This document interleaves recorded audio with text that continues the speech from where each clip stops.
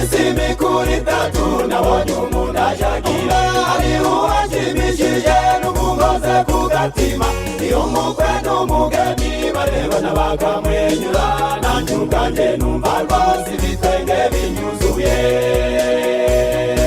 ababyeyi babo bana bagira amatsiko bakabona abana babo bahindutse basha abari bazabo bana bakahengereza mbega umunsi mwiza we uratera amatsiko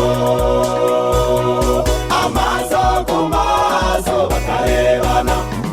bakamwenyura abamini b'ikomangoma bagahurura bikanyibutsa uko umugeni wa Yesu azataha ashagawe n'ingabo zo mw'ijuru amaso ku maso bakarebana bakamwenyura abamini b'ikomangoma bagahurura bikanyibutsa uko umugeni wa Yesu azataha ashagawe n'ingabo zo mw'ijuru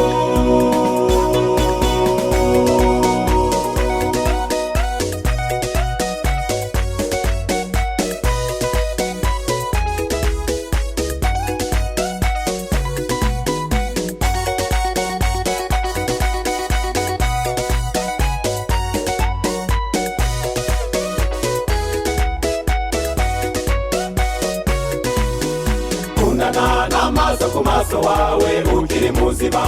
icyo bikore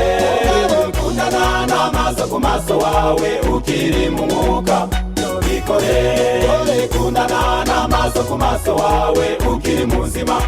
icyo bikore kundana n'amaso ku maso wawe ukiri mu mwuka bikore ubwo Yesu agiye kwima azasange mugikuranyeyo muzafata n'urunana murengarengane iyo mu rurembo ubwo Yesu agiye kwima azasange mugikuranyeyo muzafata n'urunana murengarengane iyo mu rurembo muzafata n'urunana murengarengane iyo mu rurembo muzafata n'urunana murengarengane iyo mu rurembo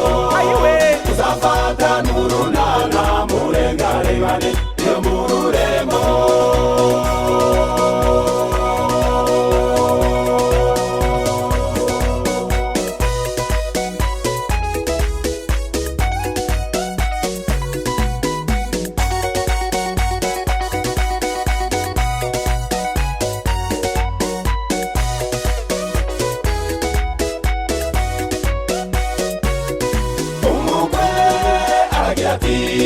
maso ku maso wanje we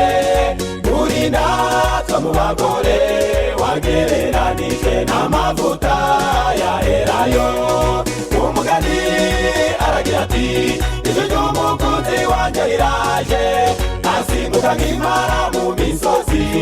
ameze nk'impara mu kibaya nawe umugabo ku maso wawe ayo magambo nawe mugore maso ku maso wawe ayo magambo ubwo Yesu agiye kwima azasange mugikuranyeyo muzafata n'urunana murengarengane iyo mu rurembo ubwo Yesu agiye kwima azasange mugikuranyeyo muzafata n'urunana murengarengane iyo mu rurembo muzafata n'urunana murengarengane iyo mu rurembo muzafata n'urunana murengarengane iyo mu rurembo muzafata n'urunana murengarengane iyo mu rurembo